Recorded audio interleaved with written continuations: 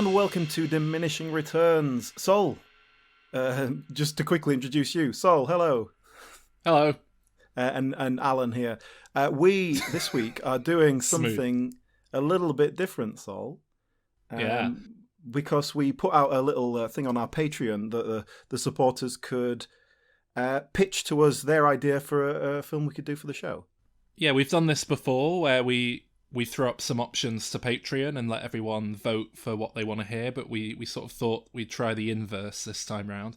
Let everyone throw the options up to us and then we'd pick among ourselves which one we liked best. And I think we were looking at specifically what would make a good episode, because, you know, a lot of people came back with some great ideas, but it was kind of like, oh, that's your favourite film, Alan, or that's your, second favourite film, and we're probably going to get to that at some point anyway. Yeah. So what we've gone with is one that will hopefully generate good, interesting discussion. Yeah, it was the one that made us go, ooh, that's interesting. I wouldn't have thought of that. So I guess that's why we picked it. And yeah, just in case you haven't read the title of the episode, it is Hamlet, specifically Kenneth Branagh's Hamlet, made in 1996. Hamlet, of course, the Shakespeare play that has been adapted to film many times. So, Sol, who was the person who pitched this idea to us? Good friend of the show at this point, I think, Tom Patton, who has, I think he's had a name check on all of our Patreon stuff at some point now. He was on a live episode a few weeks back. He was. I was listening to one of our Q&A Diminisodes back the other day, and he got a question in there, so well-established part of the framework, and he was kind enough kind enough to send us a clip explaining his thought process for picking this out, which I will drop in now. Hey everyone, this is Tom Patton. I'm the person who nominated Hamlet 1996 for this episode. I've always found Bill Bloody Shakespeare overrated. I'm glad to find out Sol hates him too on a blog post. Thou art thy Diminishing Returns. Nice one, Tom. Thank you, Tom. You may have to listen to that a few times. He has got a southern accent. We're sorry about that. I will, just to give a bit of context there, actually. Tom referred to a blog post. Yeah. But what he's done there is, quite unsettlingly, Tom dug up a blog of mine that I wrote over 10 years ago that I forgot I had. And there was a post on it lamenting Shakespeare, or basically expressing my distaste to Shakespeare. And Tom sent me a link to it. This blog, which may or may not have been deactivated by the time this episode actually goes out. God knows what's on it. Well, yeah, I mean, so yeah, you were a bit of a negative towards the old Shakespeare there. Well, I'm just going to say it now. I mean, this is as you heard, this is why Tom chose this. He knows I don't like Shakespeare, and I think this is my hottest take. This is, from the guy who doesn't like The Godfather. Out of all of my hot takes, of which there are many, I think my hottest take is that Shakespeare is rubbish. Okay, so that's your opinion. It seems like Tom is on your side there. I must admit, I'm a bit of a recent convert to Shakespeare. You have to be, though, don't you? You're an actor. You have to pretend. You have to pretend to like Shakespeare to get anywhere as an actor. All right, let me come back to that. But I want to. I was worried I wasn't going to be able to defend Shakespeare in any way, shape, or form. So yes. We brought in a Shakespeare expert, and so I'd like to introduce Nikki Diss. Let's say hello, Nikki. Hi. Hello. So, Nikki, thanks for joining us. Yeah, thank you. My pleasure. Thank you for coming along. Now, I've just said you're a Shakespeare expert there. Are you going to justify my words? Or Shakespeare expert, yeah.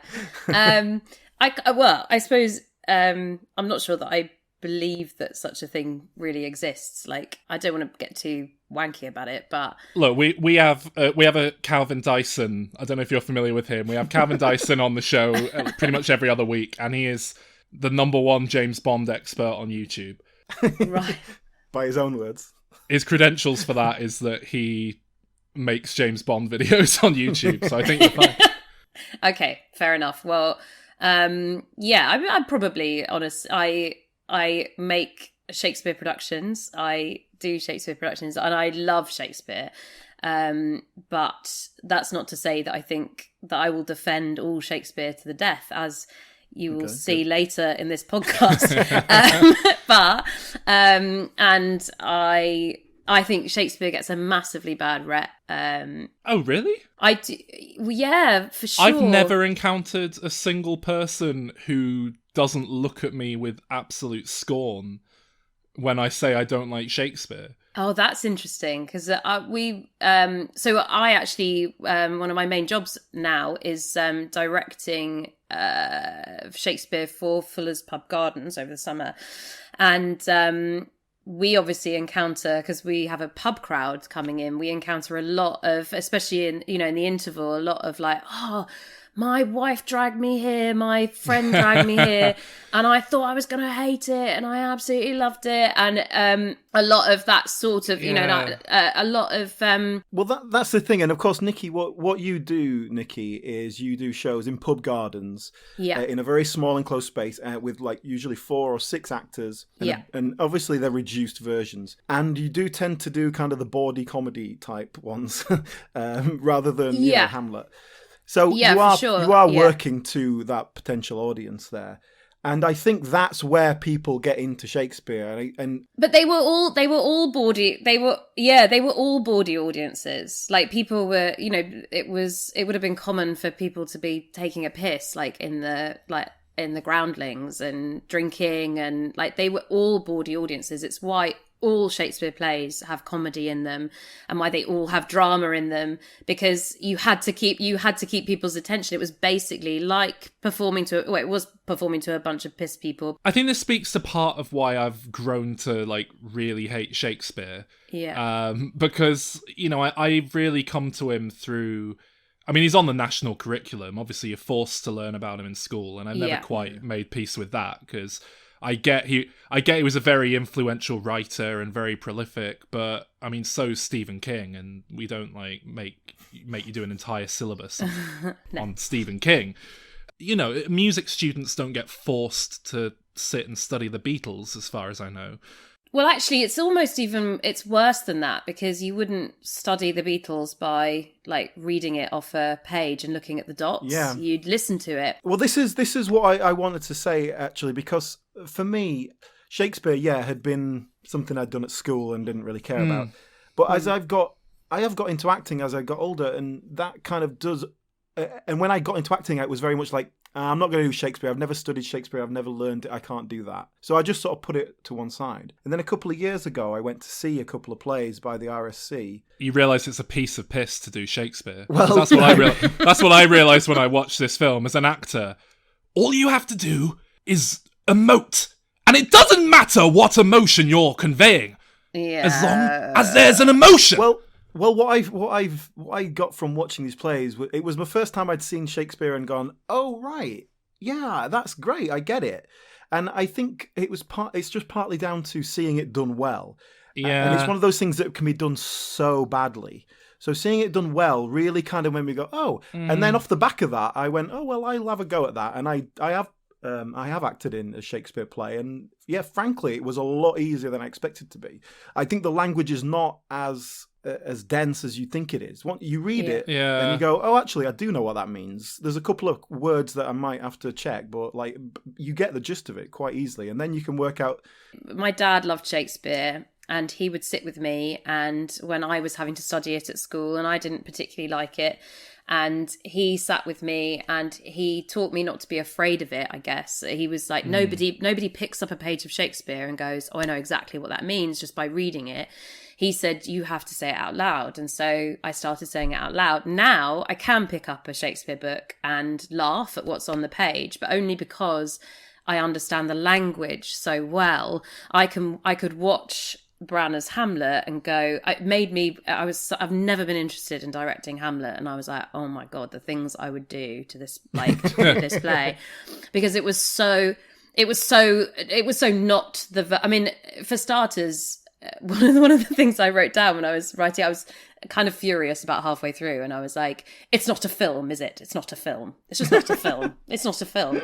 And I think I kind of felt that right from the beginning. And I actually interestingly looked up as well, because I was like, when did Baz Luhrmann do Romeo and Juliet? And I was sort of furiously looking Same that year, up. wasn't it? It was the same year, which is so fascinating, because what Baz Luhrmann did was he basically sort of reinvented it for a generation, and whether you liked it or loved it, I hated Leonardo DiCaprio, so I hated Romeo and Juliet when I was 11. But when I rewatched it, actually, what they did with that whole I think they actually knew a lot more about the play than I did when I was 11. And they knew a lot more about the play than it seems like Branagh did. I love Branagh's Much Ado. I think it's absolutely fantastic, and I grew up on it. It's not unflawed, but I really felt a 4-hour version of Hamlet. Like, who is that for? Because it's for it's for Branagh. actors, isn't it? It's for school teachers who want an easy 4 lessons. Exactly what I wrote down. I was like, is this just for was it just for education? Because building a castle set, an indoor castle set, so that they could, I was like, why? Yeah. What? It was so. Look, can we put a pin in the Kenneth Branagh version specifically, because what I think is going to happen quite bizarrely is I think I am going to leap in to defend Kenneth Branagh's possibly vision for this film as someone who hates Shakespeare, and we're going to kind of inverse like yin and yang, which is great for a balance of opinion. But just in the broadest terms, I mean, I don't know, with Shakespeare, I think I really came to it from, I've never been able to shake the sense that everyone in the world is pretending to like Shakespeare to wind me up, and everyone actually, and I think it's because I came to it from school, but I studied drama, I studied theatre at school, and so I was in a class full of dare I say, bordering on pretentious, kids who'd taken theatre studies at A-level and were convinced they were going to become actors, and some of whom have, many of whom haven't. And I don't know, it just always felt like I was the only kid in the school who could, like, see the matrix, see the code for what it was, and just say, like, look, this isn't actually that good. And I remember we went on a school trip to London to watch, I mean, two of the worst, imagine the worst double bill you could possibly imagine. It was King Lear at is it the Globe? The one we have to stand up for the entire duration? That's the Globe, yeah. Followed by We Will Rock You, the Ben Elton Queen musical. But I remember being one of maybe 3 people in the class who actually subjected myself to King Lear fully and stood there and watched the whole thing, while the vast majority of the class snuck off and went for a pint and, like, snuck back in during the intermission, snuck off again, and they watched maybe 20 minutes at best. Afterwards, I came out and they were like, wow, wasn't that amazing? No, I didn't think it was, actually. Oh, but the acting was amazing, the language. You couldn't even sit through more than 20 minutes before you got bored. That's what I'm talking about. It's this kind of, I had the same thing when I studied surrealist theatre with the same class, and I remember someone telling me that it's actually very difficult to write surrealist theatre, and go on, give it a go. Let's see how easy it is then. And I remember straight away just saying, I don't know, there's a spider in my kettle. And she just looked at me and went, yeah, that's actually pretty good. But it's, I don't know, it's every person I've ever interacted with seems to love Shakespeare. The kind of more intellectual people seem to get some kick out of analysing it and deconstructing it. My ex-girlfriend was a huge fan and would always sort of make a case for it. The one argument I remember, like, properly heated argument I've had with my granddad is when I sort of tried to make the case, like, you know, he didn't actually invent all these hundreds of different terms that he's credited with. A lot of them were just like in use, and he's like the first written record of it, blah blah blah. And my granddad got furious, like, lots of people much smarter than you like Shakespeare, and it was like, okay, all right. Even my current girlfriend, who's not by any stretch an intellectual, I asked her the other day, and she said she likes Shakespeare. I think basically what it comes down to is I don't actually think his stuff is very well written, and that's what it. Well, I think so. I think he's a great wordsmith. I think there's some very beautiful that is exactly wordplay and writing. I think he's brilliant at similes and metaphor of a time, many of which are dated. I do not think he's good at structure, character, narrative, plot, any of the stuff like that that's important. So I think what you end up is a load of incredibly superficial stuff that might as well just be a poem. And then my other famous hot take is poems bullshit. Just put some music over it as a song. But that's it. I think what you get with Shakespeare is some very beautiful moments, and they can be comedic, they can be tragic, oh god, they absolutely, can be all sorts of things. But yeah, as if you try and watch a full play, especially, you know, if someone who knows what they're doing can abridge it and make it sense of it, great. The Lion when King. You watch a full version of it, it's just like, what the hell is going on? This doesn't make any sense. This is like, why is this scene here? This is not relevant. What's this subplot about? And I realised recently that it's not just Shakespeare, but I despise iambic pentameter. I just cannot listen to it. I think it was when Inside Number 9, if you watch that show, Reece Shearsmith and Steve Pemberton's incredibly well written, for the most part, comedy bottle room TV show that they do. Mm. They did an episode series before, called Zanzibar or something like that, and the gimmick of that one was that it was written in iambic pentameter, and I just can't. Welcome to Hotel Zanzibar. I see you have not stayed with us before, but please feel free to linger in our corridor and take a butcher's around the 9th floor. The residents who here will spend the night like mountaineers at base camp. They just might be on their way up or on their way down. Some wear an anorak, others a crown. But all are here to meet their fate head on. Will Lady Luck smile on them come the doom? Who knows? Because I'm just here to lick their chips and smile and hope for decent tips. I can't deal with it. I don't know what I just can't. I think the main issue with Shakespeare is that lots of people do it very badly. And if you go and see a really great, one of the sort of great performers, some of the best people that I've seen do Shakespeare, Robert Lindsay, David Tennant, I saw play Romeo, which was one of my both of those are very early experiences for me.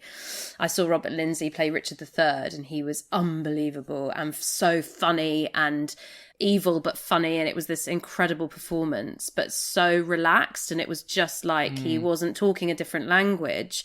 And actually that's what Branagh normally, I know that we're putting a pin in Branagh, but that's normally how I feel about him and how I feel about him in Much Ado. They make it make sense, but they don't sound like they're speaking poetry. Although latterly I've started to feel like, and particularly watching Hamlet, I did feel that, but it shouldn't sound like somebody speaking poetry. The point of the rhythm of Shakespeare is to help an actor is to know what the emotion is. When they were first written, there were no stage directions. There were or very few stage directions. Yeah, what about Exit Pursued by a Bear? We've all heard about that one. Yeah, it's only really, the stage directions are only there where it's not in the text, because it's all extraneous. He wrote them in a few days. Yeah. Sometimes less than that. All of the editions that we buy, they've got locations written in them that have been made up, because there are very few locations written in Shakespeare. So you have to glean them from the text, and they were only given their cues. They were shoved on with no idea what was going to happen around them. They just had to say their speech and go off. So it it was a very, very different style, and that's not how we do it now. It would be mental if we did that now, or you'd only do it as an exercise. Romeo and Juliet, one of the most abused texts in Shakespeare. I read one of those sort of mad like things you don't know about anything, and it wasn't specific to Shakespeare, and it was just was like, there's no balcony in Romeo and Juliet, and I was like, what? And then now it's the first thing I always say whenever I'm talking about Shakespeare. I'm always like, did you know, by the way, there's no balcony in Romeo and Juliet?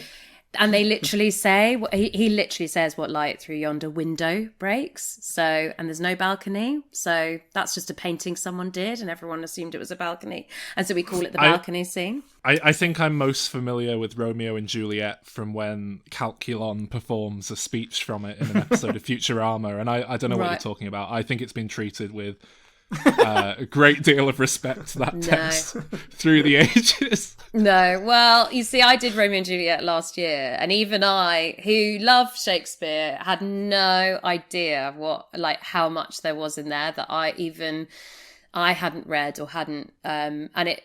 What always happens, you see, is whenever I direct a Shakespeare play, it always ends up being my favourite for that next year until I do another one.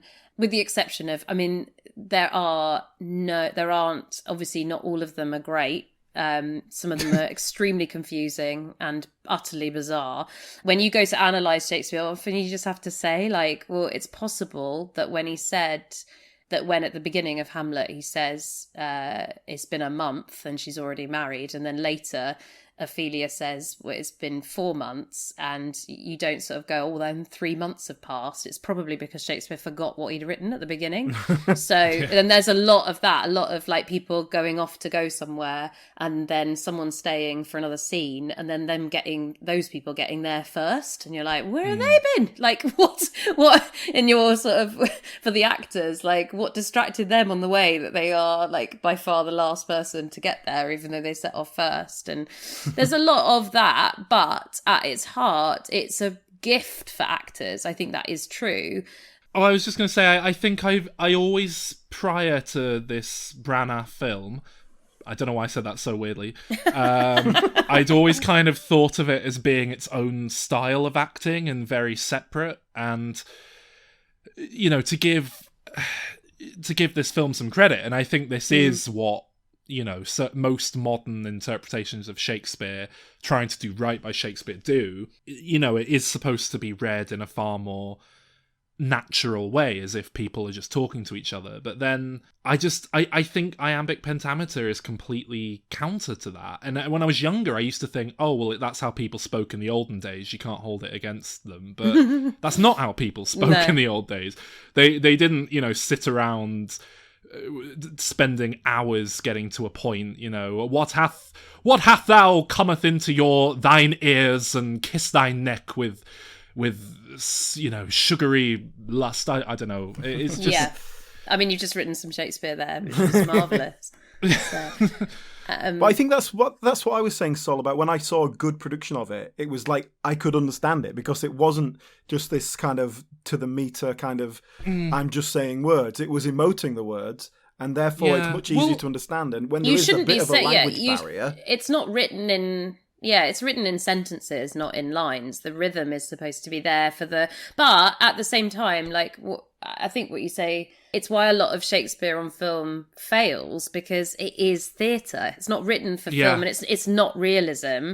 It's not realistic. It's supposed to be theatre. It's supposed to be live and thrilling, and you're supposed to get stuff wrong, and it's supposed to be out there, and I guess that's a lot of that is going to be to do with taste. Like if you much prefer realism to theatre, you see, I'm a theatre nut. Like I like theatre to be theatre. So from that point of view, I love Shakespeare because it is rude, and it, you know, uses swear words. Like the fact that there's swearing in it just makes me like go, that's like when I was a kid I was like, that's brilliant.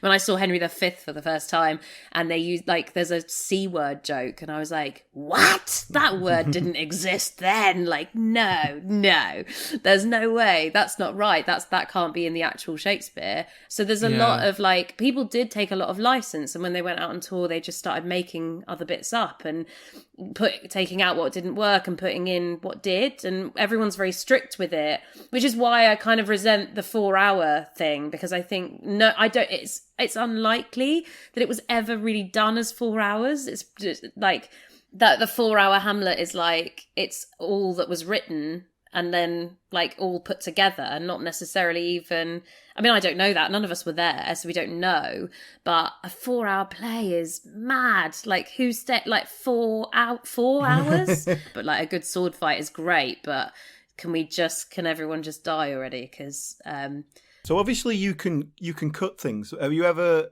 add lines in, like if you have to just sort of, even if it's to fill in something you've had to cut, and you have to kind of make it work? Oh, well, you have to make a decision. Oh, there's a bear going after him. Yeah, you have to make a decision on some. I mean, there obviously are some racist aspects to the plays that aren't like necessarily. We actually did have a line in Midsummer Night's Dream. There's some, and I'm assuming they mostly get cut because I'd never heard them, or if I had, I hadn't noticed.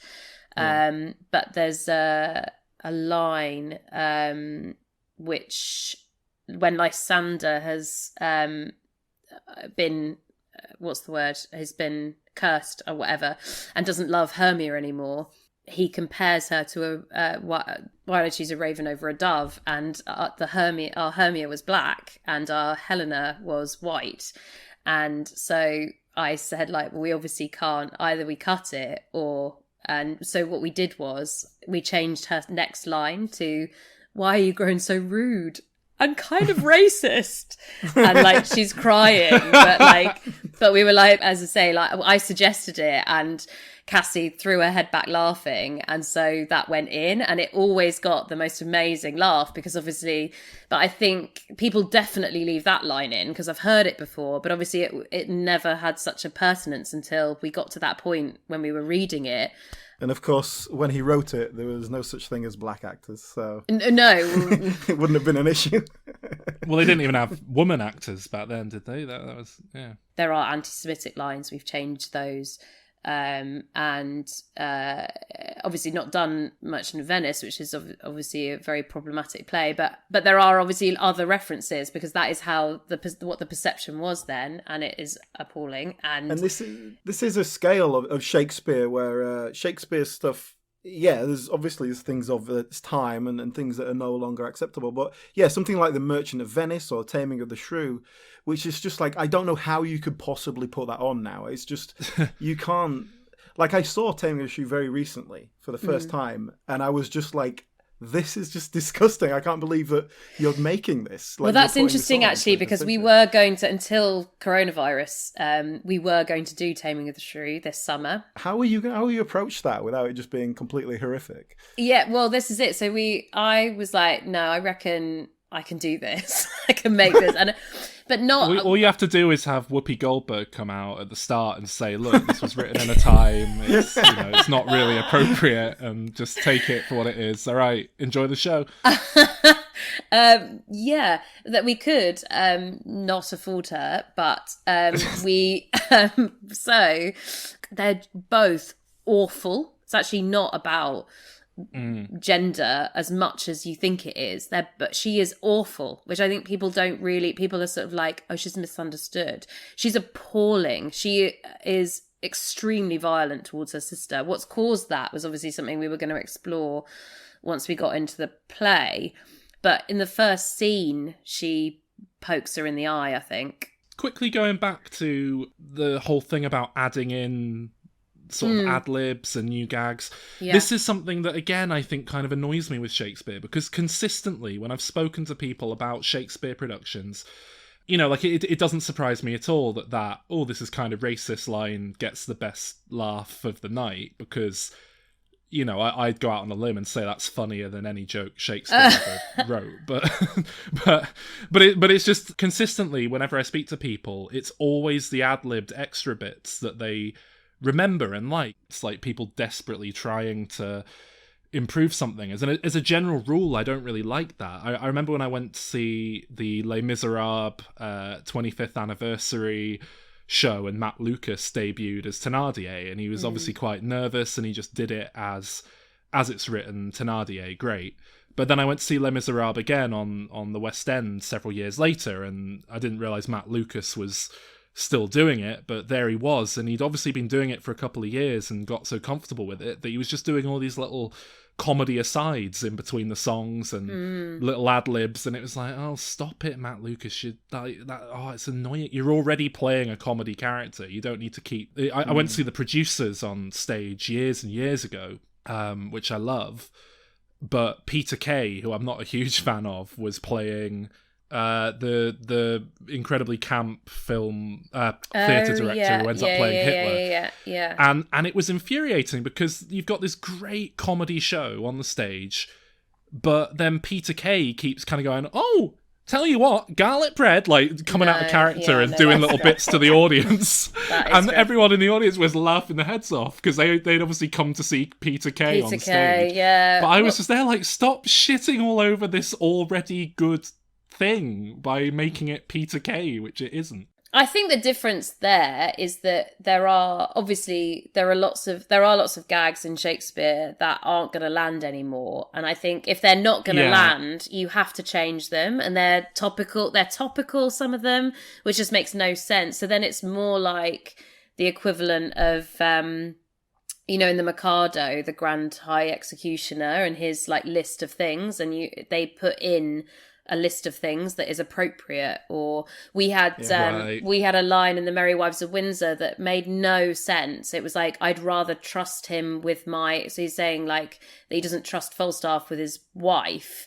I'd rather trust, and then he lists things that would make no sense to him. So I was like, okay, so that we've got to change this because it doesn't make any sense. So we said, I'd rather trust, and of course we're doing Pub Gardens, so we said, I'd rather trust Weatherspoons with my breakfast. Like, I'd rather trust him with dipping my biscuit in my brew. Yeah, but that is obviously dreadful. But that is slightly different from changing Shakespeare. But I will give Shakespeare something of a pass on this because, comedy ages. Yeah, and I can appreciate that what was funny back then. I can appreciate that comedy hadn't developed to the point that you could do something as meta as saying, oh, is this play racist within the play itself? And it wouldn't have made sense. We had, an episode on Laurel and Hardy a while back, and it was the same thing, I think, where Alan and I both kind of could recognise that it was funny, but in a kind of way that didn't make us laugh. Yeah, in a kind of, oh, this is technically a joke kind of way. Yeah. But just completely on a different level to the jokes with about 10 layers on them that you get in most internet memes now, or a tightly written sitcom with 20 writers, yeah, of course, writing a gag a minute. It just doesn't compare to someone being called Nick Bottom. I don't know.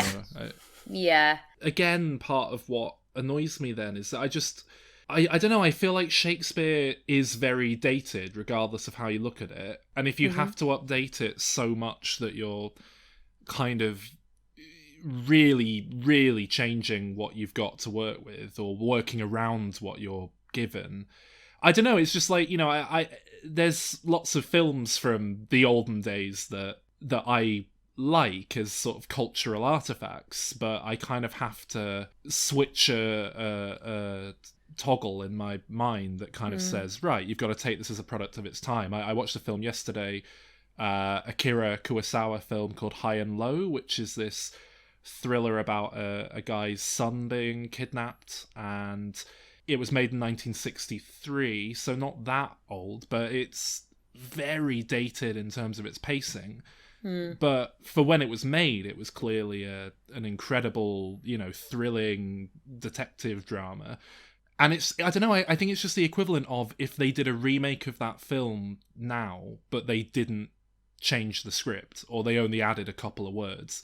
Instead of like going, right, well, all these conversations are 3 sentences too long, the pacing's not snappy enough. Yeah. It's just a bit, and I think that's it. It's like at a certain point, something becomes a relic of its time.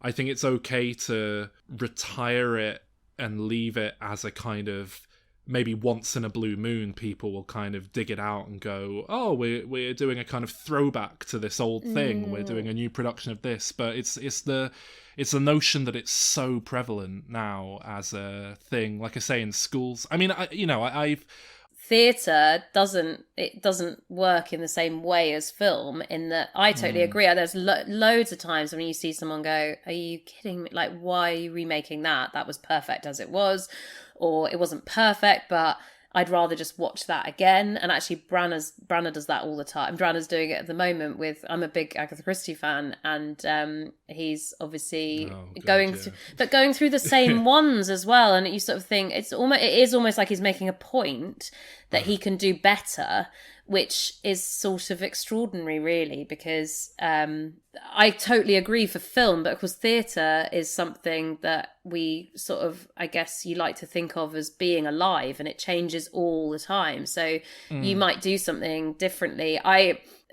Theatre is all about keeping that alive, I think. So I think that you can adapt Shakespeare. And I actually, as I say, when I was my young sort of purist self, was not a fan of what was done with Romeo and Juliet, and watching it again later, I was like, actually, it gets the core of that story much better than most live productions that I've seen. The warring families and actually not even the focus of that story isn't actually necessarily Romeo and Juliet. It's actually the families and the other characters that are drawn into, they're at the centre of it.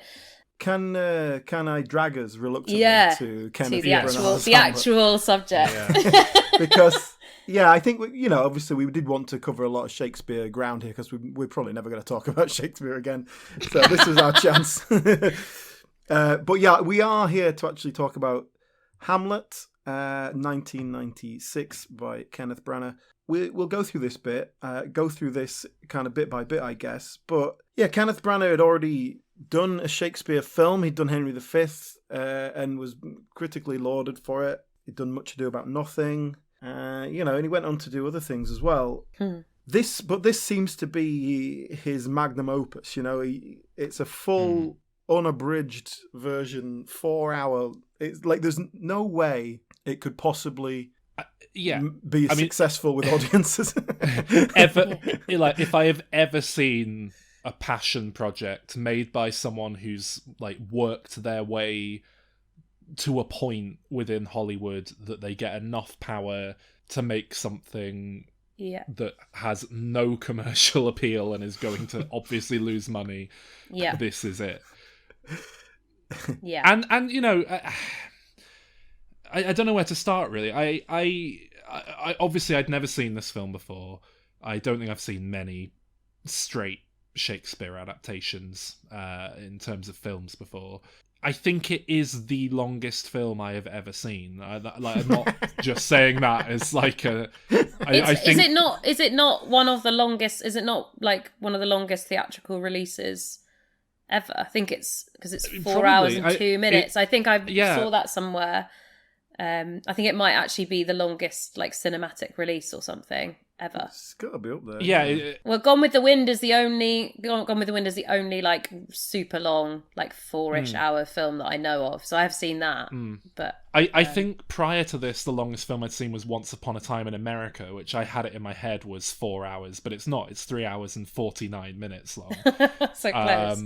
So I mean, I think this is the first time I've ever crossed that 4 hour mark. Oh no, I'd seen Gone with the Wind very recently before, and that is, I've just looked up, 3 hours and 58 minutes. There you go. But I think this is the first time I've crossed the 4 hour mark, unless you count, there was that O.J. Simpson documentary that won an Oscar a few years back, which was basically a TV series that somehow got entered into the Oscars as a movie, and it has a running time of about, I think, 8 hours. Right, but but I'm not sure if I count that. 7 hours 47 minutes long. I think it's screened like once in its entirety, some crazy film festival, but it's basically a TV miniseries. So excluding that, Hamlet is the longest film I've ever seen. I mean, a few nights ago, I had a bit of transient insomnia, where I just couldn't sleep. And I got to about 4 a.m, and I thought, oh, you know what? I need to watch Hamlet.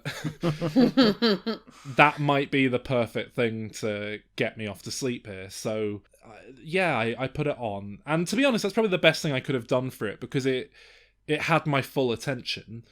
I was too tired to be, pissing about on my phone while I was watching it or anything like that. But I don't know, it didn't put me to sleep. But I think it exacerbated things by like making me like want to die. Right. Okay. Yeah. It's hard. Like, so, I mean, like, I've complained about iambic pentameter. But I think putting that aside, the pacing in this film, and I don't know if it's just this film or Hamlet in general, but the pacing is just horrible. Yeah. Like the opening scene, it just goes on and on and on. Yeah. And like every character, every exchange between characters just lasts about 5 times longer than it needs to. And it reminded me of reading, I've mentioned Les Miserables already. I'm a fan of the musical. So at one point I thought, I'll read the old Victor Hugo. No, is it Victor Hugo? No. It's It is, isn't it? No. Is it I should really know this off the top of my head. It's Victor Hugo. It is Victor Hugo. It is, yeah. Alan, you were wrong. There you go. But I tried reading Les Miserables, and it was that thing of there's about 5 chapters describing this priest's hat and the fabric it's made out of, and it was just.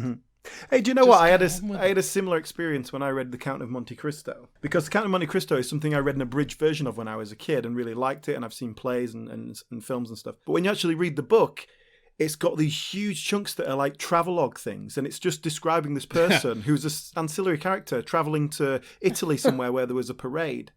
And it's just because at the time when novels was still quite a nascent thing, and it was like, we can do a little travel documentary in the middle of a novel. That's not a problem, because no one's ever been to Italy who's going to read this, so they haven't experienced that. I can do a genuine account of that. I'm a writer who's been there and done it. And there's just not the same sense of like get to the point. And I think, well, I think that's what I find frustrating about it, because I think it feels like it's been made as an educational tool rather than actually as a film, and from that point of view, it was quite interesting. If I'm ever thinking about directing it, I now know exactly what the unabridged version is, because I would have no idea, because nobody ever does the unabridged version, because it's insanely long and no one is going to sit in a theatre for that long.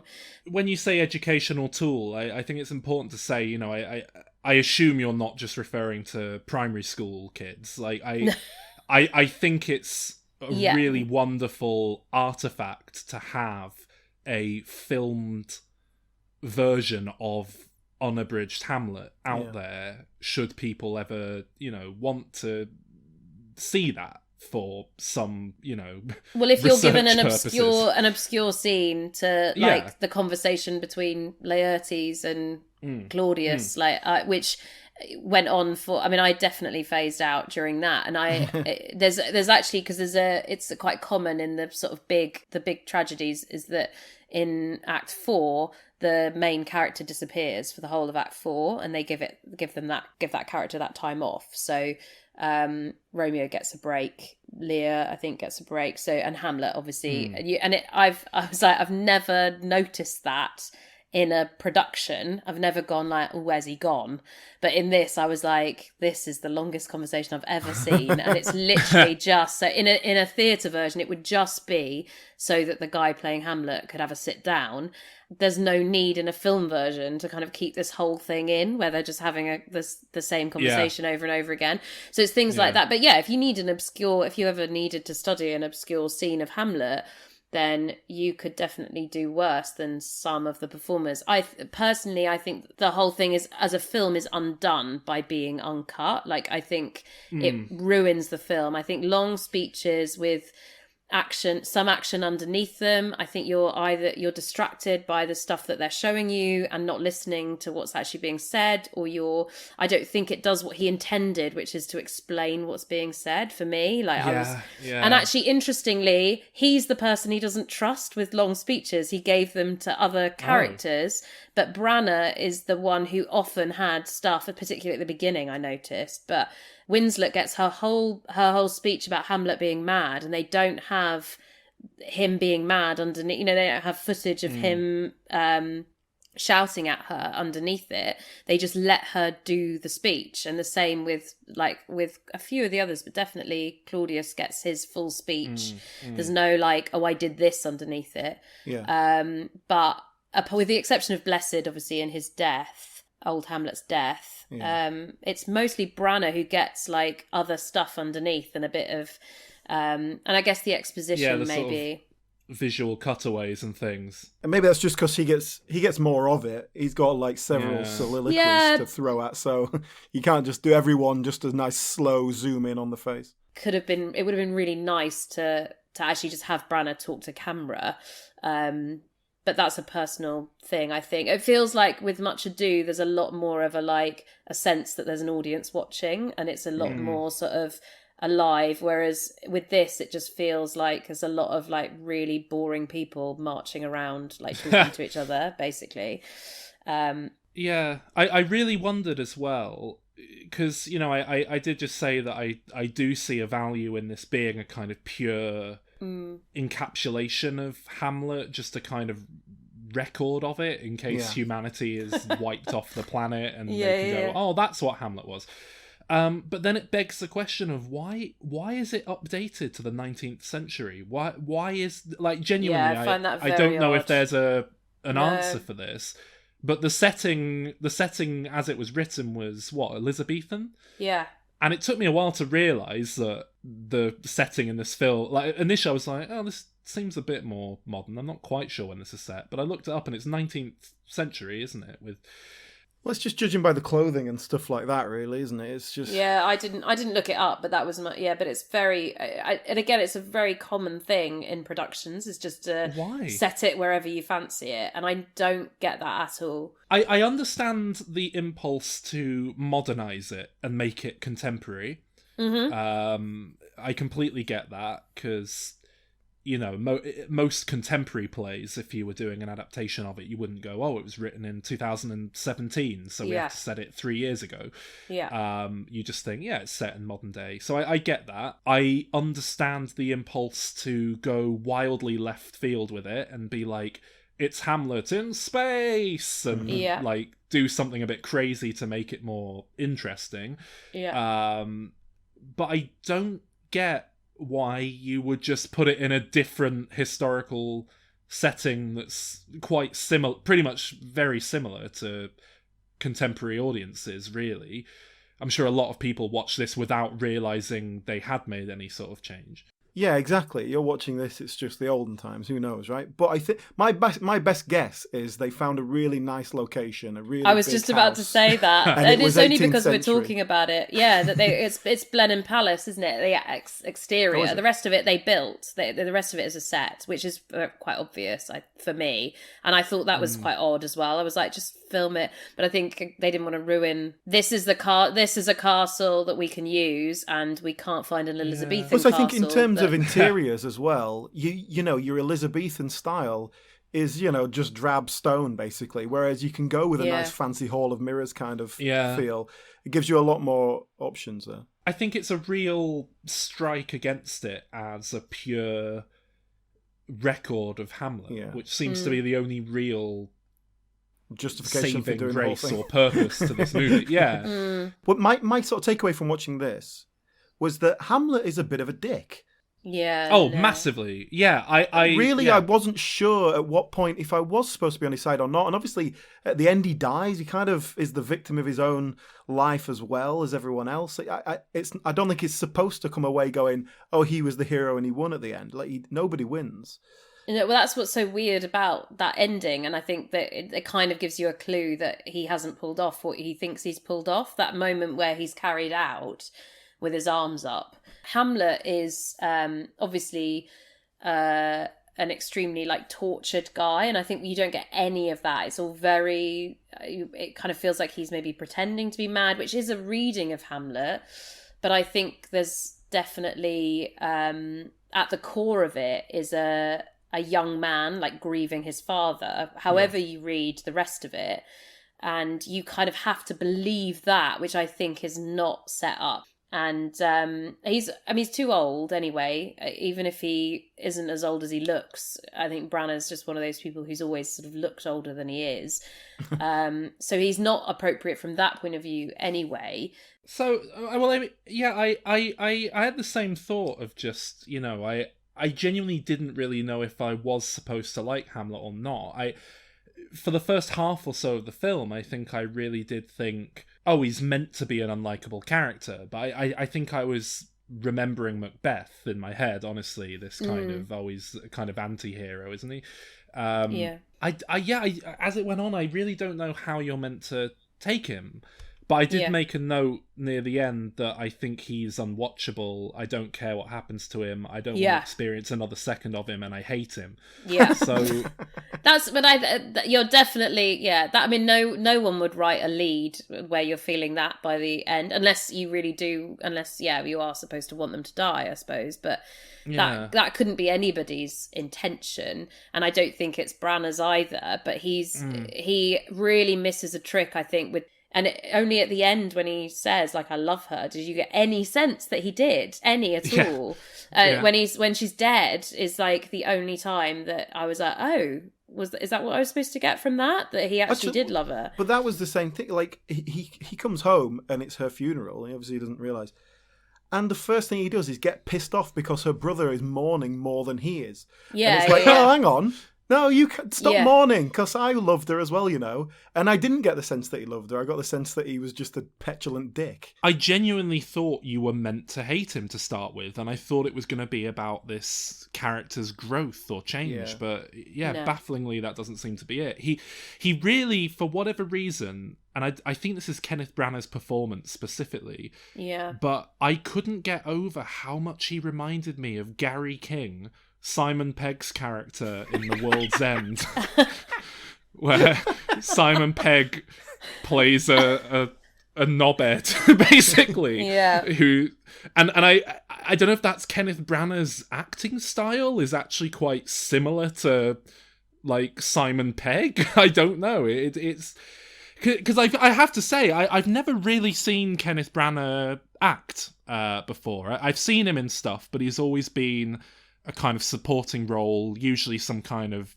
army general or something, like in Dunkirk. I don't think I've really ever seen him in a massive role. He might have been in that Frankenstein he did. Was he in that? Yeah.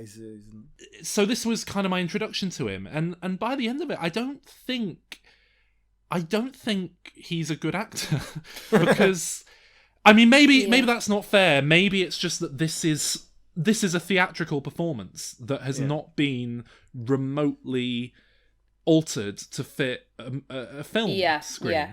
But more than that, it is blatantly a theatrical performance from someone who has done this role probably over 1,000 times before.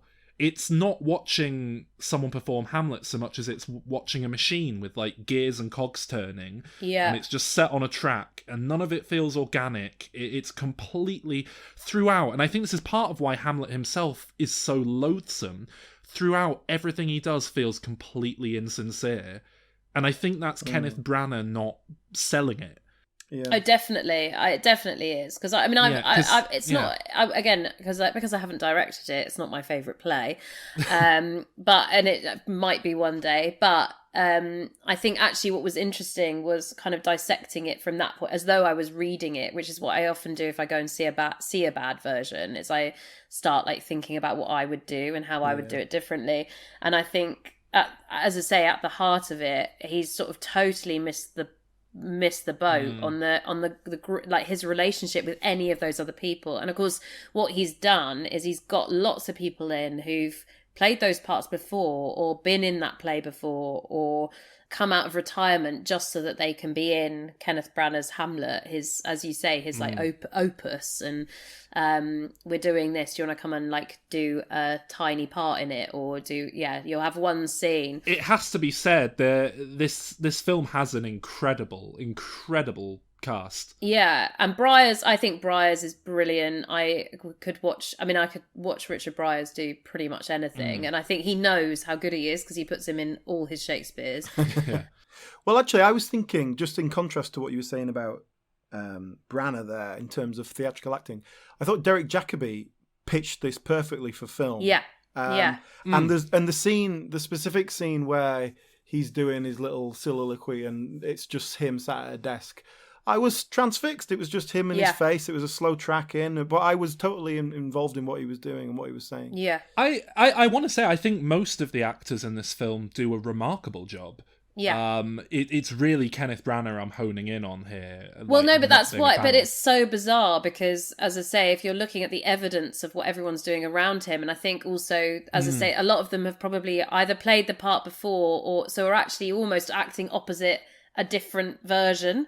And I'd be interested to know how much he actually did with them as a director, how much he actually asked them to change what they knew of Claudius or knew of Polonius. Or well, I imagine for a lot of them, like the likes of Robin Williams, this was the first time they played the role, and so I imagine he was quite instrumental with, not that what he's doing is particularly difficult, but I think what it likely is that Kenneth Branagh was the director and therefore no one was directing his performance. Because his performance in this film is, I remember back when I used to do drama, I remember getting annoyed with not annoyed, but just sort of, silly boys being silly boys. But I remember we were reading out this play in class, going through it just as the first read through.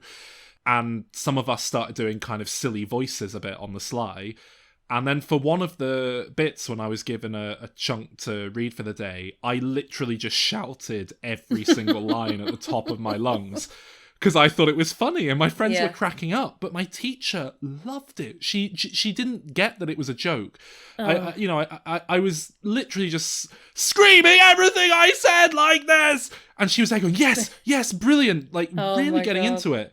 And it's just that kind of acting that I think Kenneth Branagh is doing here, where every little thing he does is kind of chewing the scenery. Yes. But there's not actually much intent behind it. It's all just a bit over the top. It was just infuriating. What do you read, my lord?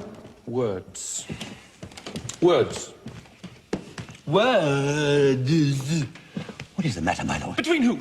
I mean, the matter you read, my lord. Slander, sir, for the satirical rogue says here that old men have grey beards, that their faces are wrinkled, their eyes purging thick amber and plum tree gum, and that they have a plentiful lack of wit, together with most weak hams, all which, sir, though I most powerfully and potently believe, yet I hold it not honesty to have it thus set down. For you yourself, sir, shall grow old as I am, if, like a crab, you could go backward. If this be madness, yet there is method in it. Whereas, like you say, the other actors in this film, for the most part, are turning in really good performances.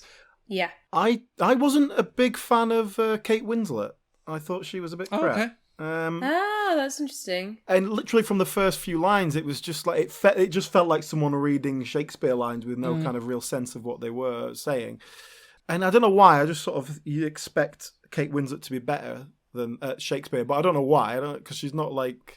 She came through in film, not stage necessarily. So yeah, there is one other actor who really stood out to me in this film for being bad. Okay, let's see. And actually, yeah, do you want to take a stab at who it is? You might as well. Let me think. Who else? Make a game of it.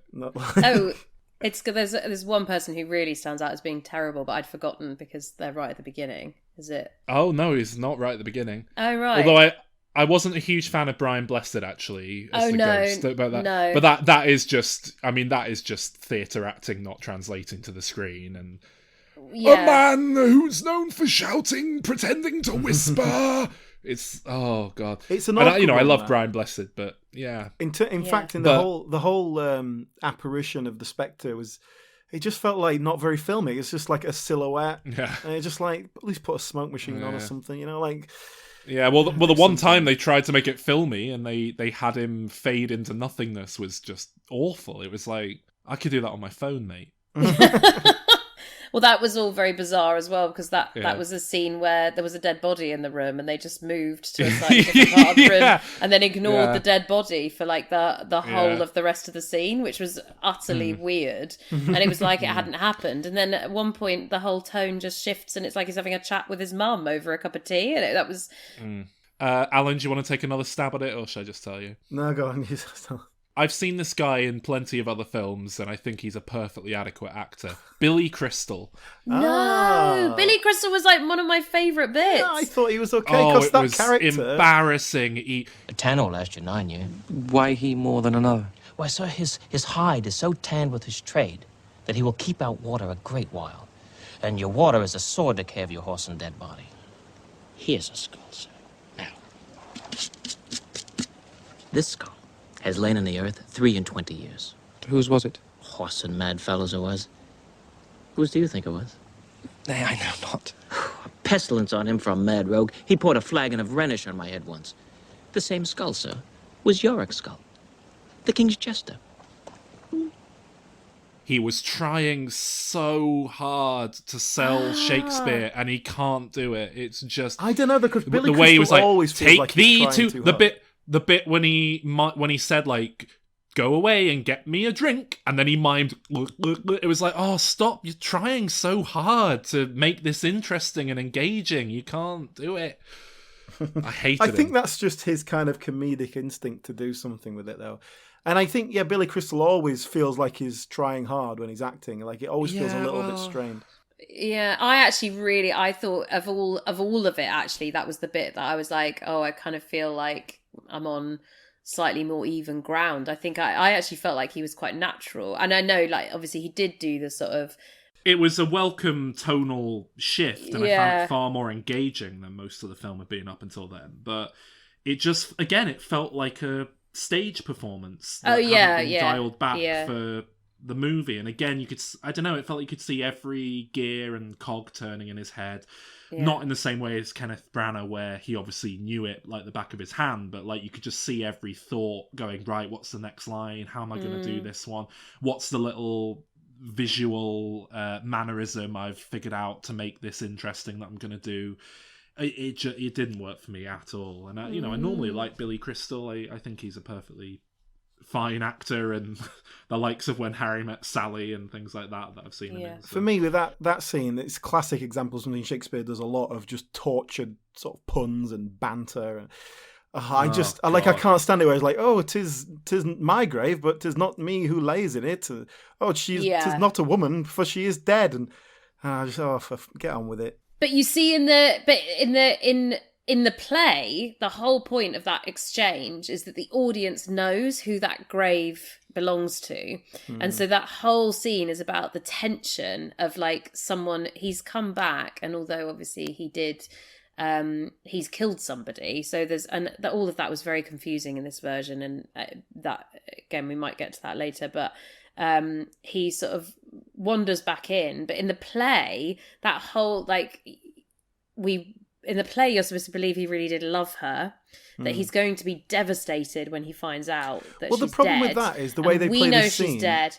Yeah. The way they play the scene, is, it's not... Yeah. It just seems like he's wandered in like, oh, someone's dead, what's going on? It's not like, oh my God, there's a grave on the grounds of this house. It must be someone that I know. It must be someone from my household. Who's dead? But they're just sort of playfully throwing banter at each other. So in that way, Hamlet needs to play it more kind of aggravated and like just get frustrated. But I would say it's not a film. It's a filmed play. I just don't think there's anything about it that you can say is particularly filmic. Well, even the opening. I think it's, to be honest, going on that note, I think it's a far better adaptation of a play to screen than many are. You know, we talked about Fences, for example, a few years back when it was up for the Best Picture Oscar. And, you know, it very much feels like someone just took a camera to a theatre and recorded the actors on stage. But in a way that I don't think this does, to be honest. I think this does feel like just about as good a job of opening this up and shooting it as a movie as one could do with the play. But then I say that as someone who's not massively familiar with Hamlet. Well, there was a lot. Yeah, I to be honest with you, using obviously he's built this great big set with the mirrored doors and all this, and that using that, it felt very Kubrickian, like in the sense of when you do the same thing with The Shining and the hotel and all this.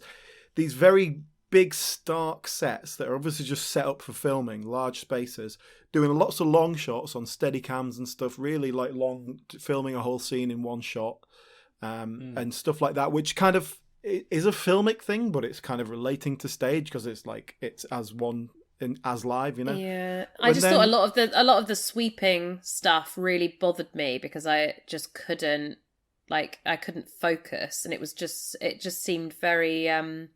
I don't really know. Again, like I read that he filmed it in a certain way because he wanted it to be like Lawrence of Arabia, and I was like, Lawrence of Arabia, this ain't. Like I really felt a lot of the music as well. The music that was under it just really didn't fit. I just felt like it was somebody making a film who didn't know how to make a film. Like if I was like, oh, I'm going to direct a film, I'd be like, oh, I think we need some music under this bit, and I'd be like, oh yeah, that sounds fine.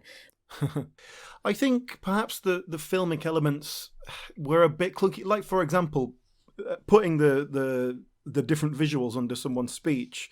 You can't do that in theatre, or not quite in the same way. That's a film thing. And there's definitely a couple of scenes, particularly the ghost scene at the beginning, really choppy editing, but sort of choppy in a bad way, but obviously must have been deliberate. And like odd continuity where you jump from one thing to another, and it's like, oh, they've obviously moved down a corridor there. And I think it's kind of a deliberate choice to go, oh, he's kind of slightly out of his mind, and doesn't quite seem real, but it just doesn't quite translate as that. And it doesn't match a performance of someone who's going out of their minds either. Yeah. So maybe if it did, like maybe if Hamlet was, if we believed that he was going out of his mind, maybe those things fit a little bit better, and what he imagined was not what actually was like realized. I don't know. I do not like it or what it's trying to do, but it struck me like this was just about achieving what it was trying to do. Like, not perfectly, but it seemed about 90% achieving what it was trying to do. I just didn't like what it was trying to do. That might be completely wrong, but my take on it was like, oh, Kenneth Branagh's really had a vision for this film and brought it to life, and I don't know, it's I quite liked how it was directed for the most part. I've made some more notes about how much the writing annoyed me, which is I'm coming at it from the angle of I'm giving the Shakespeare the benefit of the doubt and saying that I don't think it achieves what the play asks, and I don't think the questions that the play asks are in any way put to the audience, and I think that I have to say, like, in terms of the other performances, I think if you left Jacobi on his own in a room, he'd do a brilliant performance of any Shakespeare. Maybe I'm wrong, but he in the things I've seen him in on stage and the other things I've seen him in, and obviously in his seminal performance as the voice of in The Night Garden, which obviously I'm very familiar with nowadays. I think his Claudius was always going to be fantastic because he's played Hamlet, he's played he'll have played most of the parts in that play for various different people. He'll have watched other people play it. He was always going to give a brilliant performance. So can you really credit Branagh? Maybe you can. Maybe he was a brilliant director. Maybe he does get the best out of people. But I would argue that the people who did really well are the people who always do really well, who really know what they're doing. Briars has done a lot of Shakespeare, knows what he's saying, does a great performance. We obviously, I thought Winslet did a good job with in a sort of after being put in a bad situation, and with some sort of weird choices. But then Winslet is a fucking brilliant actress, and if he couldn't get a few really great scenes out of her, then what was he doing? The people who hadn't been in them, we one of us doesn't like their performance. They do stand out. Robin Williams just doesn't seem to fit. See, I like Robin Williams, but it was just like a welcome respite from the film because Robin Williams right at the end there. Oh, thank God, Robin Williams is here. But the most jarring part of the film is when Ken Dodd appears in flashback. Yes, so weird. As Yorick. So weird. Can I ask you about another character, Nikki? That one of the most interesting characters for me is Polonius, and I think in other versions I've seen, he's kind of a foolish old man. But here, Richard Briers actually plays him like quite. He knows what he's doing and he knows what he's playing at, even if he has to kind of know his place sometimes. Well, I think all those things are often sort of open to interpretation. What you quite often get with some performances of Shakespeare is that they like take one line that's said about them and then they do base their whole character on that. Whereas actually what's said about you is not necessarily your entire character, or like one line is not necessarily your entire character. I think when he dies, his face when he dies, that really. Well, I wanted to talk about, I think, my favourite part in the film, but I was genuinely baffled. Like, I couldn't believe I'd just seen what I saw. But I mean, correct me if I didn't understand what was happening properly. But if I'm correct, Polonius dies in this film, and I'm guessing in Hamlet in general, because he walks next to a curtain as Hamlet is stabbing wildly at a curtain. He thinks it's someone else, but it's actually him. Yeah. So he gets stabbed by mistake because there's a curtain in a hilariously clumsy sort of scramble. And then just in case us, the audience, didn't realise that he was dead, he just says to the audience, he turns to camera and he goes, "I'm slain." Yeah. But that's that's from the writing, a lack of stage directions. You have to have the character say, "I'm slain," otherwise the actors don't know that they've just died. Yeah. Because so I think that's says. Yeah. And so you get a lot of that in Shakespeare, and perhaps take it out. Yeah, for sure. Like.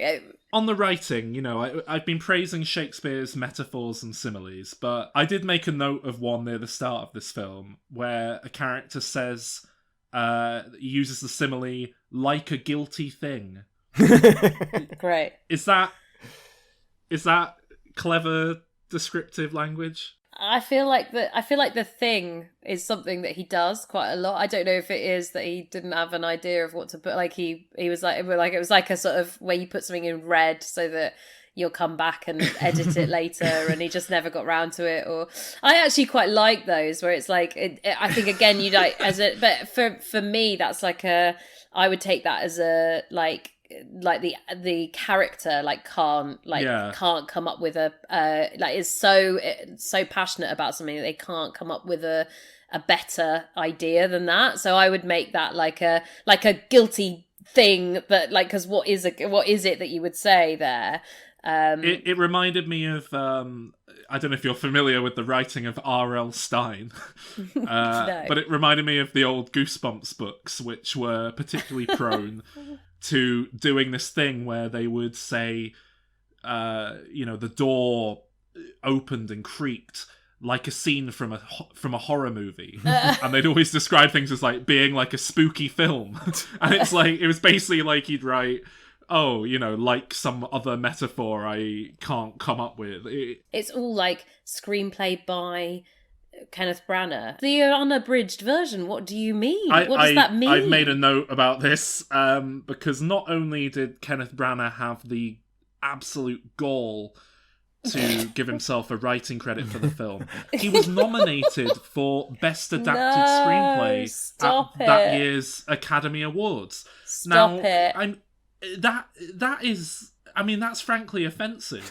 Surely, I appreciate Shakespeare doesn't do stage directions, and he's obviously written those in, but that is ultimately directing. That is blocking. That's not writing and set design, and you're not like if you're that's location sourcing is not a script writing credit. Like I'm going to put it in Blenheim Castle, so Blenheim Palace, that's where it's going to be. Even if he trimmed it and abridged it, I think you could make an argument of giving him some kind of writing credit, but like this film is making a point of just being the original text, so it is absolutely, I think it's the most offensive writing credit I've ever come across. Well, it's even there's a screen at the end, isn't there? That's like a sort of folio-esque image in sort of Shakespearean writing that has literally says like that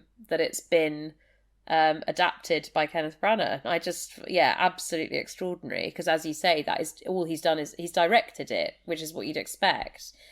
Yeah. There's a really annoying bit in Hamlet where, like, not content with making us watch a boring play, we then have to watch another play within the play, which is also really boring.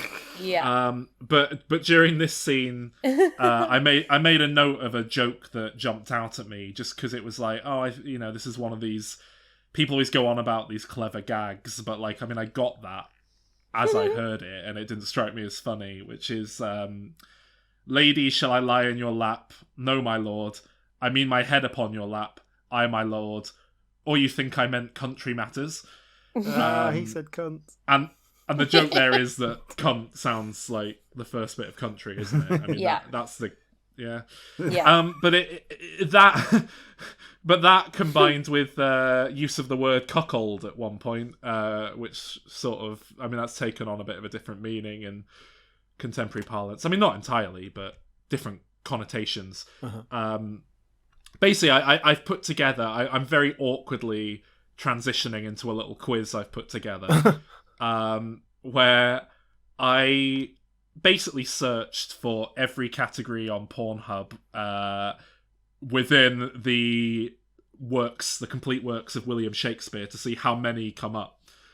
And it's a surprising amount. So as a little game, I think there's 30 of these in total. Can you guess any categories on Pornhub that were used as dialogue in a William Shakespeare play? I've given you one just there, cuckold. I'm going to take that off the table. So it's categories of porn that have appeared in Shakespeare plays, or the word. Yeah, I got very bored when I was watching it. So, so cuckold, for example, has appeared 35 times throughout the works of Shakespeare, such as "That drop of blood that's calm proclaims me bastard, cries cuckold to my father, brands the harlot, even here between chaste unsmirched brows of my true mother," from Hamlet. Incest would be one, I bet. Incest, you know what, I don't think it appears, that word. Oh no, you know what it'll be, is that I don't think incest is actually a category on Pornhub, Alan. I think that's not the officially. problem It's here. just what I searched for. Yeah. We're talking main page category when you go searching. It's Pornhub in it, but mainstream. Yeah. Some of these are very, very obvious. Some of them less so. Amateur? Amateur, surprisingly, no. Okay. I'm trying to think of the porn categories. I did think that one would appear. I'm gonna take some off the table again here, which is a whole load of them are nationalities. Russian, for example, has 9 appearances. German, 22. Wait, Russian French, is a category 179. Apparently, yeah. Okay. Indian, Italian, Arab, British. These are all categories. Yeah, okay. Come on, Alan. I know you know your stuff. Euro, that is another one. Euro. What would it be?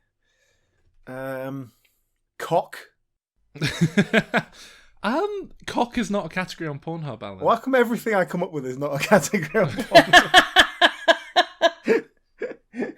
I'll give you some weird ones that I don't think you're going to guess. Okay, so Great. we have, for example, Babe, weirdly is a category, and that has 63 appearances. Worthy many babes and beggars. That's a quote from Antony and Cleopatra, for example. Yeah, I hope it doesn't mean the same thing as it does in Shakespeare. Casting has 3 appearances. Casting their savageness aside, have done like offices of pity from A Winter's Tale, for example. That's also not used in the same way. Public, 51. Mm. Private? Private, no. Feet has 57 appearances. Facial. No, but you are thinking on the right lines there with facial. Face. There's 2 other F words that are similar that appear, surprisingly.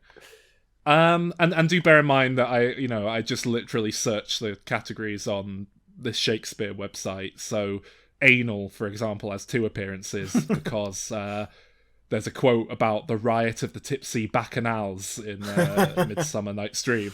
Okay, that doesn't count. Teen appears 73 times because of numbers like 16. No, that doesn't count. Nah. Oh, you're saying MILF doesn't count with 16 appearances? Is with a mighty power landed at Milford is called a tidings. Milford. Yet they must be told. Richard No. III. POV, 24 appearances. I pay thy poverty and not thy will. From Romeo and Juliet. Oh dear. There's some others that have taken on new meaning as well. College has 4 appearances. Okay. I tell thee what, Prince, a college of wit-crackers, etc. Much ado about nothing. What about like girl? Oh, But I that's mean... a bit too broad a category, isn't it, for porn? No, but maybe try the opposite. A woman. In what world is woman the opposite of girl? That says so much about your your approach to women.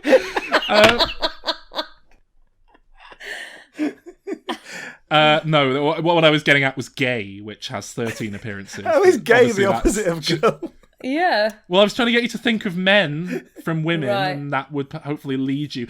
I mean, sort of along your lines there, Alan. Mature has 8 appearances. Oh yeah. Young? Have you said young? No, Oh, for fuck's sake. that's not a category I'm here. Ebony has 3 appearances. Bondage, 22. Oh yeah, fair enough, yeah. Pissing has 2 appearances. Nice. Nice. And here, sitting upon London stone, I charge and command that of the city's cost the pissing conduit run nothing but claret wine the first year of our reign. Henry the Sixth, Beautiful. Part 2. Toys, 16 appearances. School has 65 appearances. That's one for you, Alan. Party, 48. Music, that's a weird category, has 220. That's a porn category. Apparently music is, yeah. Smoking has 5 appearances. Fisting has 2 appearances. To the choleric fisting of every rogue, etc. from Pericles. What about leather? No, that's not a category. I don't Rubber. think. No. Did that exist back then? Oh, yeah, fair point. And fingering is the last. Fingering, Alan. 4 appearances. Come on, tune. If you can penetrate her with your fingering, so we'll try with tongue too. So I think that did more or less mean the same thing. Yeah. Pretty much bang on, yeah. Yeah. That's from Cymbeline. Nice. And of course, Bukkake has 30 appearances. In Shakespeare's that's not true, that last one. No. It's the name of a character.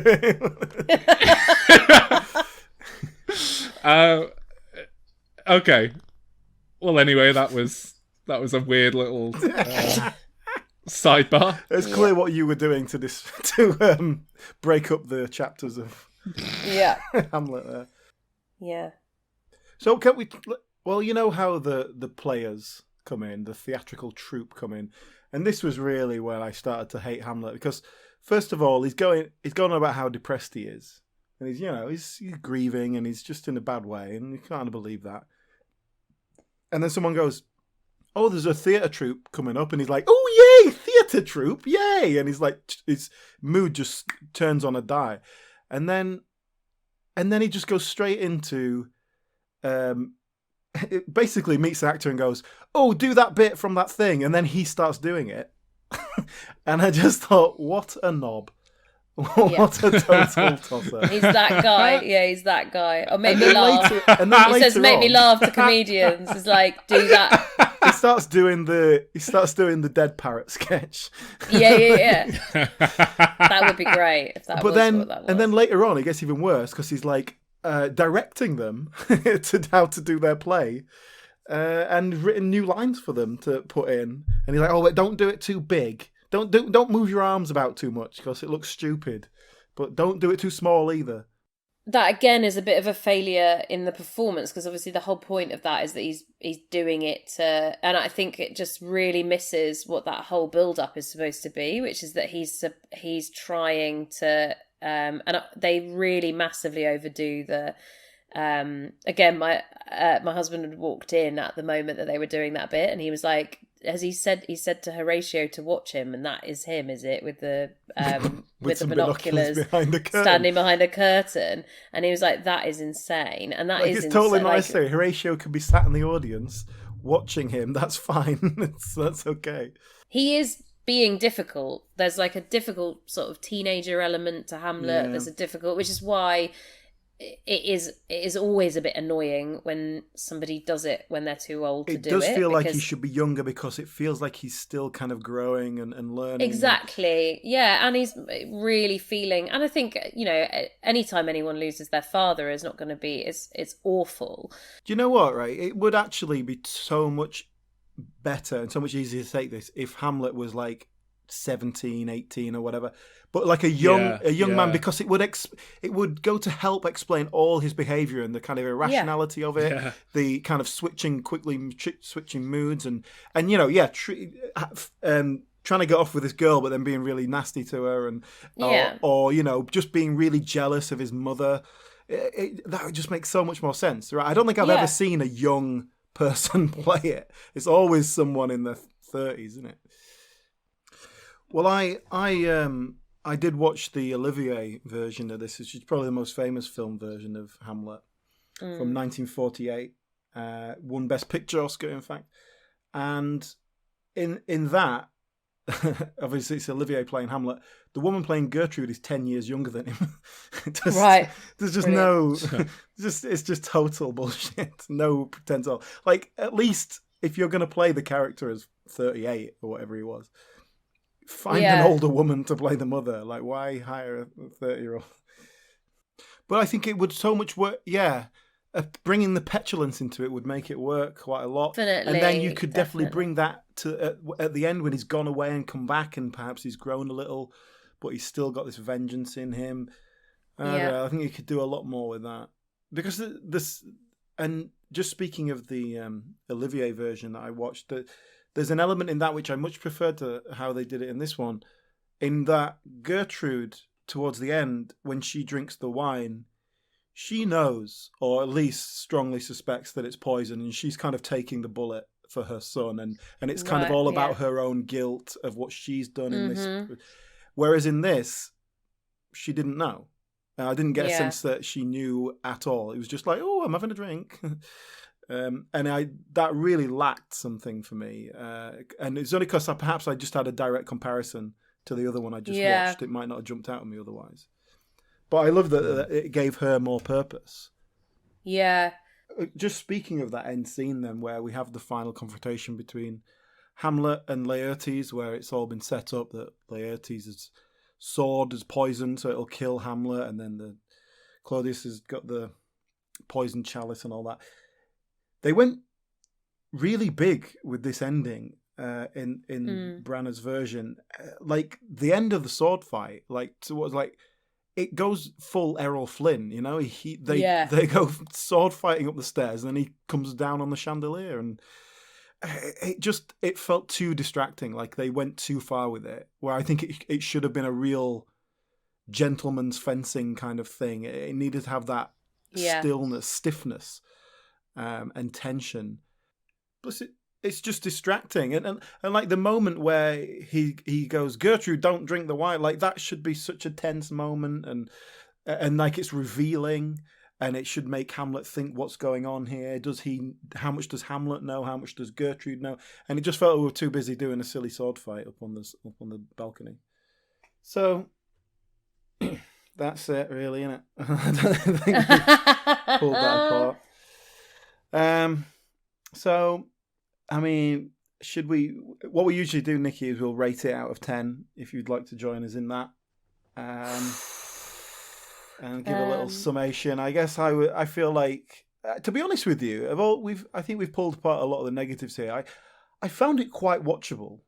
I think visually it's appealing, and it didn't necessarily flow from scene to scene, but I felt like the scenes were very watchable, if you know what I mean. I did sort of watch it in chunks, but I didn't dread going back to it, for whatever that's worth. But yeah, it does just feel like an exercise in putting down a play, but not embracing it that it's a film, and also, as we've discussed, sort of just not really getting into some of the nuances that are there.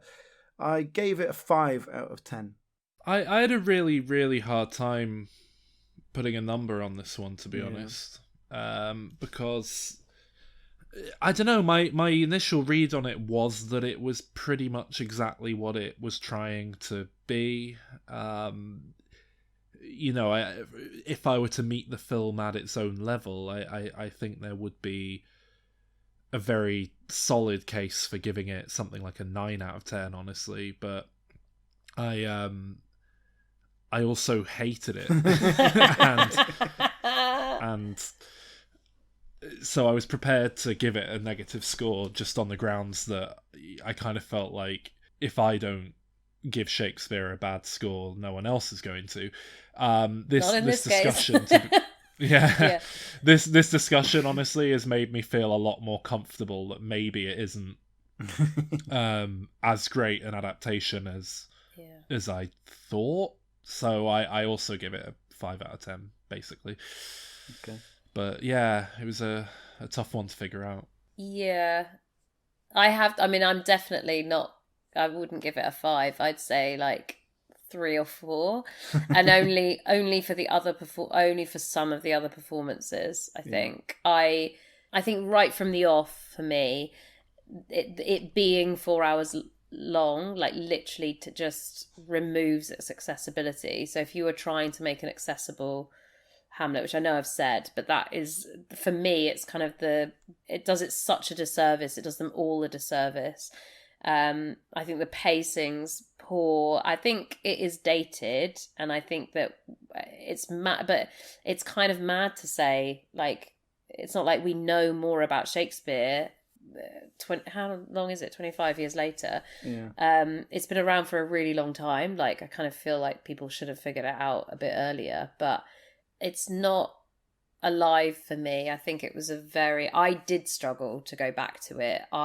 Having watched some of it, was like, but I think that the central performance for me is the thing that just like means I can't give it higher than a 4. I just can't, because it's called Hamlet and everybody else is just in a different he directed it, and it just, for me, it's kind of unforgivable that he's cast himself. If he really loves Shakespeare, he should know better than to cast himself as someone he is totally unsuitable to play.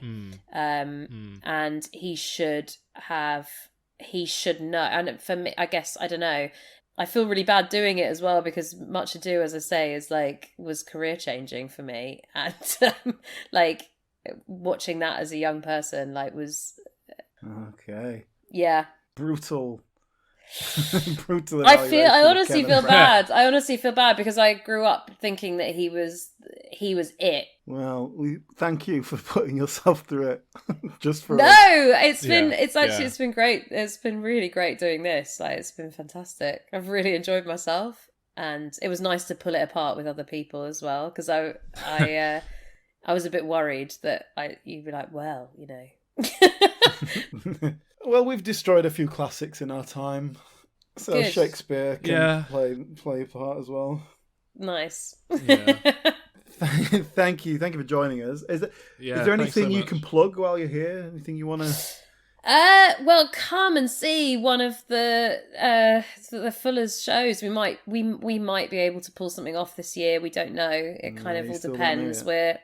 We still don't know, but Because what you do is open air, isn't it? Essentially. we do. I have two theatre companies. We do free theatre, free adaptations of classics in libraries, and we do with open book theatre. And we're doing some, like, if anyone out there has kids, we're doing challenges on our social media to keep kids occupied. But we also, do Shakespeare in pub gardens. That's kind of our thing. We do a 4-person modern version, which is totally bonkers, and characters have to be played by hat stands or I've seen one of these because I went to see Grace in Romeo and Juliet last summer. So I can recommend it. It's lots of fun. Makes it very it is very what's the word, approachable, I guess, as Shakespeare. It's supposed to be. We want it to be accessible. We want Accessible, it to that's the word be I wanted. funny. So we put in a little bit of swearing, but mostly it is the text, and it's again, like, something that I feel very passionate about is Romeo and Juliet is a much abused play. Is there a website or social media or something where people can see if you are going to be? Yes, we putting are anything at We Are Open Bar is our Twitter, and our Instagram is exactly the same, and we're on Facebook at just like /Open Bar Theatre. But come and see a show. They're really good. And we can change your mind about Shakespeare, as we have lots of beer drinking older men in the home counties. Mostly. We can turn you around, I promise. Okay, very good. All right, that's it. Let's wrap it up there then. Thanks again, Nikki, for coming in. Yeah. No, thank you for having me. Yes, and we will be back next week with something completely different.